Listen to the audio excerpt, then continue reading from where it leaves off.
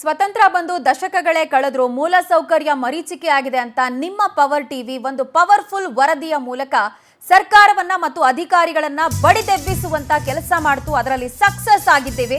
ಅದರ powerful impact ಕುರಿತಾದಂತ details ನಿಮ್ಮ ಮುಂದೆ. ಪವರ್ ಟಿವಿಯಲ್ಲಿ ಸುದ್ದಿ ಪ್ರಸಾರವಾಗ್ತಿದ್ದಂತೆ ಆಫೀಸರ್ಗಳು ಎಚ್ಚೆತ್ತುಕೊಂಡಿದ್ದಾರೆ. ಹಲವು ವರ್ಷಗಳಿಂದ ಕತ್ತಲು ಕವಿದಿದ್ದಂತ ಗ್ರಾಮಕ್ಕೆ ಇದೀಗ ಬೆಳಕು ಬಂದಿದೆ. ಸ್ವತಂತ್ರ ಬಂದು 7 ದಶಕಗಳೇ ಕಳೆದ್ರೂ ಈ ಗ್ರಾಮಕ್ಕೆ ವಿದ್ಯುತ್ ಸಂಪರ್ಕ ಸಿಕ್ಕಿರಲಿಲ್ಲ. ಚಾಮರಾಜನಗರ ಜಿಲ್ಲೆ ಮೆದಗನಾಣೆ ಗ್ರಾಮದ ಅವ್ಯವಸ್ಥೆಯನ್ನ ಜಗಜ್ಜಾಹೀರು ಮಾಡಿತ್ತು ಪವರ್ ಟಿವಿ ಪವರ್ಫುಲ್ ವರದಿ ಮುಖಾಂತರ. ಇಲ್ಲಿ ರಸ್ತೆ ಇಲ್ಲ, ವಿದ್ಯುತ್ ಇಲ್ಲ, ಇದೆಲ್ಲವನ್ನ ಅಧಿಕಾರಿಗಳ ಗಮನಕ್ಕೆ ತಂದರೂ ಕೂಡ ಅವರೆಲ್ಲ ಡೋಂಟ್ ಕೇರ್ ಅನ್ನುವ ವರ್ತನೆ ತೋರ್ತಾ ಇದ್ರು. ಹಿಂಗಾಗಿ 8 ದಿನಗಳಿಂದ ಧರಣಿ ಮಾಡಿ ದಯಾಮರಣಕ್ಕೆ ಒಬ್ಬ ಮಹಿಳೆ ಪತ್ರವನ್ನ ಬರೆದಿದ್ರು. ಇದೀಗ ಮನೆ ಮತ್ತು ರಸ್ತೆಗಳಿಗೆ ವಿದ್ಯುತ್ ಸಂಪರ್ಕ ಲಭ್ಯ ಆಗಿದೆ. ಇದು ಪವರ್ ಟಿವಿಯ ಬಿಗ್ಗೆಸ್ಟ್ ಇಂಪ್ಯಾಕ್ಟ್. 2 ದಿನಗಳ ಹಿಂದೆ ಅಷ್ಟೇ ಈ ಬಗ್ಗೆ ನಾವು ವಿಸ್ತೃತವಾದಂತಹ ವರದಿಯನ್ನ ಪ್ರಸಾರ ಮಾಡಿದ್ವಿ. ವಿದ್ಯುತ್ ಸಂಪರ್ಕ ಸಿಗ್ತಾ ಇದ್ದಂತೆ ಪೂಜೆಯನ್ನ ಸಲ್ಲಿಸಿ ಆ ಗ್ರಾಮದ ಜನತೆ ಸಂಭ್ರಮಿಸಿದ್ದಾರೆ. ದಟ್ಟ ಕಾಡಿನಲ್ಲಿರುವಂತಹ ಗ್ರಾಮ ಮೆದಗನಾಣೆ ನಿವಾಸಿಗಳು ಇದೀಗ ವಿದ್ಯುತ್ ಸಂಪರ್ಕವನ್ನ ಪಡ್ಕೊಂಡು ಖುಷಿಯನ್ನ ವ್ಯಕ್ತಪಡಿಸ್ತಾ ಇದ್ದಾರೆ. ಪವರ್ ಟಿವಿಗೆ ಧನ್ಯವಾದಗಳನ್ನ ಅರ್ಪಿಸ್ತಿದ್ದಾರೆ.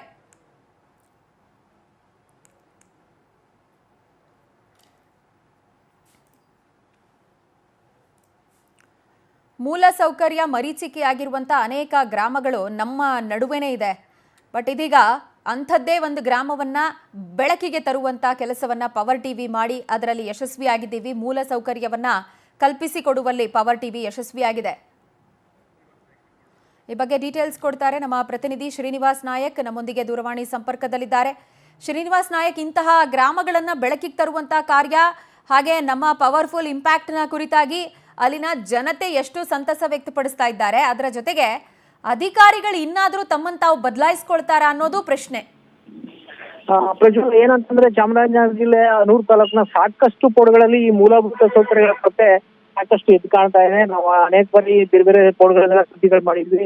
ಅವ್ರ ಆಸ್ಪತ್ರೆಗೆ ಬರೋಕ್ಕಾಗಲ್ಲ, ಅದನ್ನ ಡೋಲಿನಲ್ಲಿ ತರಬೇಕು, ಮತ್ತೆ ವಿದ್ಯುತ್ ಇಲ್ಲ, ಈ ರೀತಿ ಅನೇಕ ಪೋಡ್ಗಳ ಸಮಸ್ಯೆಗಳನ್ನ ನಾವು ಇದೇ ತರ ತಂದಿದ್ದು. ಹಂತವಾಗಿ ಅಧಿಕಾರಿಗಳು ಏನು ಸುದ್ದಿ ಮಾಡಿದ ನಂತರ ಹೋಗಿ ಕಾರ್ಯಪ್ರವೃತ್ತ ಕೆಲಸವಾಗ್ತಾ ಇದೆ. ಈಗ ಅದೇ ತರ ಮದಗನಾಣೆ ಗ್ರಾಮದಲ್ಲಿ ಏನು ಒಂದು ಅಂದ್ರೆ 7 ದಶಕ ಕಂಡು ಸ್ವತಂತ್ರ ಬಂದು 7 ದಶಕ ಕಳೆದು ಕೂಡ ಅವರು ಇನ್ನೂ ಕೂಡ ಏನು ಬೆಳಕಿನ ವಿದ್ಯುತ್ ದೀಪವನ್ನ ಕಂಡಿರಲಿಲ್ಲ ಮನೆಯಲ್ಲಿ, ಬೀದಿಗಳಲ್ಲಿ. ಸೊ ಅದು ಇವತ್ತು ಕೆಲಸ ಆಗಿದೆ. ಅವರು ಕೂಡ ಕಳೆದ 8 ದಿನದಿಂದ ಹೋರಾಟ ಕೂಡ ಮಾಡ್ತಾ ಇದ್ರು.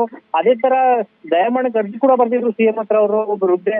ಸೊ ಇದನ್ನೆಲ್ಲ ನಾವು ಸುದ್ದಿ ಮಾಡಿದ್ವಿ ವಿಸ್ತಾರವಾಗಿ. ಆ ಸುದ್ದಿ ಮಾಡಿದ ಹಿನ್ನೆಲೆಯಲ್ಲಿ ಅಧಿಕಾರಿಗಳ ಮತ್ತೆ ಜನಪ್ರತಿನಿಧಿಗಳು ಸ್ಪಂದಿಸಿ ತಕ್ಷಣ ನಿನ್ನೆಯಿಂದನೇ ಅವ್ರಿಗೆ ಒಂದು ವಿದ್ಯುತ್ ಸಂಪರ್ಕವನ್ನ ಕೊಡುವಂತ ಕೆಲಸವನ್ನ ಮಾಡಿದ್ದಾರೆ. ನಿಜಕ್ಕೂ ಆ ಜನ ಖುಷಿಯಾಗಿದ್ದಾರೆ. ಯಾಕೆಂದ್ರೆ ಅವ್ರು ಹುಟ್ಟಿದಾಗ್ಲಿಂದ ವಿದ್ಯುತ್ ದೀಪವನ್ನೇ ಕಾಣಲಿದ್ದಂತವ್ರು ಇವತ್ತು ವಿದ್ಯುತ್ ದೀಪದಲ್ಲಿ ಇದ್ದಾರೆ ಅಂತಂದ್ರೆ ಅವ್ರಿಗೆ ನಿಜಕ್ಕೂ ಕೂಡ ಬಹಳ ಖುಷಿ ಆಗ್ತಾ ಇದೆ. ಪ್ರಜ್ವಲ, ಅವರು ತುಂಬಾ ಮೆಚ್ಚುಗೆ ವ್ಯಕ್ತಪಡಿಸ್ತಾ ಇದ್ದಾರೆ.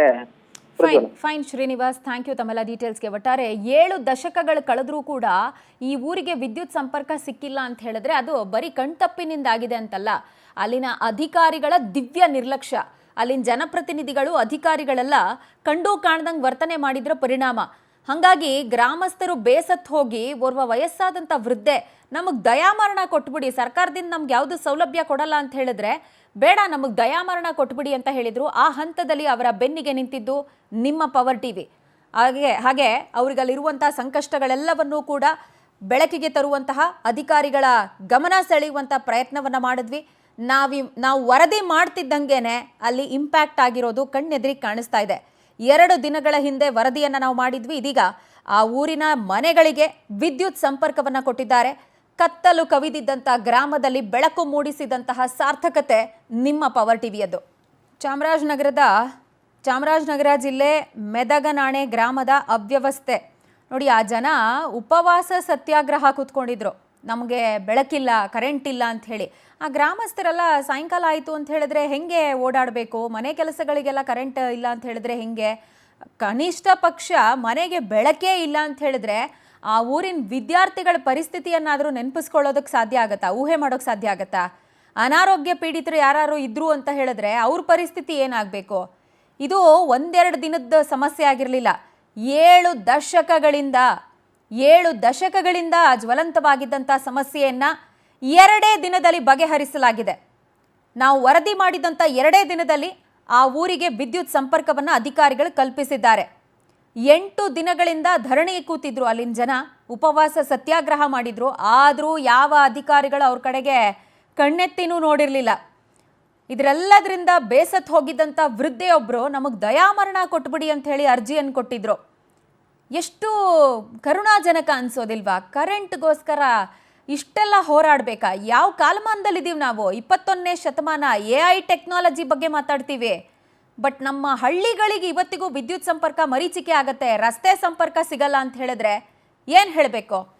ಈ ಬಗ್ಗೆ ಮಾತನಾಡೋದಕ್ಕೆ ಆ ಗ್ರಾಮದ PDO ಕಿರಣ್ ಅಂತ ನಮ್ಮ ಜೊತೆ ದೂರವಾಣಿ ಸಂಪರ್ಕದಲ್ಲಿದ್ದಾರೆ. ಸರ್ ನಮಸ್ಕಾರ. ಮೇಡಮ್ ನಮಸ್ತೆ ಮೇಡಮ್. ಸರ್ 7 ದಶಕಗಳಿಂದ ಈ ಊರು ಕರೆಂಟ್ ಇಲ್ಲ ಅಂತ ಹೇಳಿದ್ರೆ ಅದು ಬರೀ ಕಣ್ತಪ್ಪಲ್ಲ, ಅಧಿಕಾರಿಗಳ ದಿವ್ಯ ನಿರ್ಲಕ್ಷ್ಯ. ಯಾಕೆ ಹಿಂಗಾಗಿತ್ತು ಇಲ್ಲಿ? ಮೇಡಮ್ ನಮ್ ಗ್ರಾಮ ಪಂಚಾಯತಿಲಿ 20 ಗ್ರಾಮಗಳು ಬರುತ್ತೆ ಮೇಡಮ್. 20 ಗ್ರಾಮದಲ್ಲಿ 9 ಗ್ರಾಮಗಳಿಗೆ ಇನ್ನ ಕರೆಂಟ್ ಇರ್ಲಿಲ್ಲ. ಅದರಲ್ಲಿ ಈಗ ಲಾಸ್ಟ್ ಏನು ಜಿಲ್ಲಾಡಳಿತ ಮತ್ತೆ ಡಿಸ್ಟ್ರಿಕ್ಟ್ ಮಿನಿಸ್ಟರ್ ಮತ್ತೆ MLA ಅವರು ಇವರೆಲ್ಲರೂ ಎಫರ್ಟ್ ಇಂದ ಮೇಡಮ್ ಈಗ 2 ವಿಲೇಜ್ಗಳಿಗಾಗಿದೆ. ಇನ್ ಮಿಕ್ಕಿದ 7 ವಿಲೇಜ್ ಅಲ್ಲೂ ಮೇಡಮ್ ಪ್ರೋಸೆಸ್ ನಡೀತಾ ಇದೆ. ಫಾರೆಸ್ಟ್ ಡಿಪಾರ್ಟ್ಮೆಂಟ್ ಕ್ಲಿಯರೆನ್ಸ್ಗೆ ಸ್ವಲ್ಪ ಲೇಟ್ ಆಯ್ತು ಮೇಡಮ್. ಆಲ್ಮೋಸ್ಟ್ 2 ಇಯರ್ಸ್ ಇಂದನೂ ಇದನ್ನ ಫಾಲೋ ಅಪ್ ಮಾಡ್ತಾನೆ ಇದಾರೆ ಮೇಡಮ್. ಆಗ್ತಿದೆ ಮೇಡಮ್. ಹಿಂದೆ ಏನಂತಂದ್ರೆ ಸೋಲಾರ್ ಇತ್ತು ಮೇಡಮ್. ಸೋಲಾರ್ ಇತ್ತು, ಕಂಪ್ಲೀಟ್ ಆಗಿ ಕತ್ಲಲ್ಲೇ ಇತ್ತು ಅನ್ನೋದೆಲ್ಲ ಏನಿಲ್ಲ ಮೇಡಮ್. ಸೋಲಾರ್ ಬ್ಯಾಟ್ರಿಗಳಿಟ್ಟು ಆ ಪವರ್ ಸಪ್ಲೈ ಮಾಡ್ತಾ ಇದ್ರು ಮೇಡಮ್. ಅದು ಮಧ್ಯ ಫ್ರೀಕ್ವೆಂಟ್ ಆಗಿ ಪ್ರಾಬ್ಲಮ್ಗಳಾದಾಗ ಆ ಟೆಂಡರ್ ಇರೋರು ಮತ್ತೆ ಕಾಂಟ್ರಾಕ್ಟರ್ಗಳು ಬಂದು ಒಂದ್ ಸ್ವಲ್ಪ ಮಾಡೋದ್ರಲ್ಲಿ ಹೆಚ್ಚು ಕಡಿಮೆ ಆಗಿತ್ತು ಮೇಡಮ್. ಖಂಡಿತ ಅದು ಇದೇನ ಮೇಡಮ್, ಡಿಲೇ ಆಗ್ತಿತ್ತು. ಮತ್ತೆ ಇವಾಗ 2 ವಿಲೇಜ್ ಆಗಿದೆ ಮೇಡಮ್. ಇನ್ ಮಿಕ್ಕದ 7 ವಿಲೇಜ್ಗೂ ಶಾರ್ಟ್ಲಿ ಎಲ್ಲದಕ್ಕೂ ಆ ಕ್ಲಿಯರೆನ್ಸ್ ಸಿಕ್ಕಿರೋದ್ರಿಂದ ಮಾಡ್ತೀವಿ ಅಂತಾನೆ ಇದಾರೆ ಮೇಡಮ್.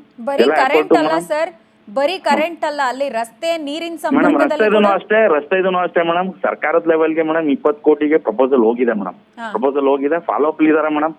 DC ಮೇಡಮ್ ಅವರಾಗ್ಲಿ, DC ಮಿನಿಸ್ಟರ್ ಆಗ್ಲಿ ಮತ್ತೆ MLA ಅವರಾಗ್ಲಿ ಮೇಡಮ್ ಅದನ್ನ ಫಾಲೋ ಅಪ್ ಮಾಡ್ತಾ ಇದಾರೆ. ಆಗುತ್ತೆ ಮೇಡಮ್. ಯಾಕೆಂತಂದ್ರೆ ತಾವು ನೋಡ್ಬೋದು ಮೇಡಮ್, ಅದು ನಮ್ ಗ್ರಾಮ ಪಂಚಾಯತಿ ಇರೋ ಜಿಯಾಲಜಿಕಲ್ ಸ್ಟ್ರಕ್ಚರ್ ಆತರ ಇದೆ ಮೇಡಮ್.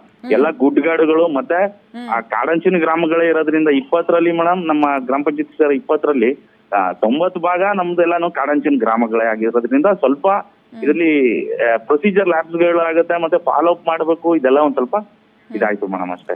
ರೈಟ್. ಆದಷ್ಟು ಬೇಗ ಇನ್ನುಳಿದ ಗ್ರಾಮಗಳಿಗೆ ಕೂಡ ವಿದ್ಯುತ್ ಸಂಪರ್ಕ ಸಿಗ್ಲಿ ಅನ್ನೋದು ನಮ್ಮ ಆಶಯ. Okay, thank you sir power TV ಜೊತೆ ಮಾತನಾಡಿದ್ದಕ್ಕೆ.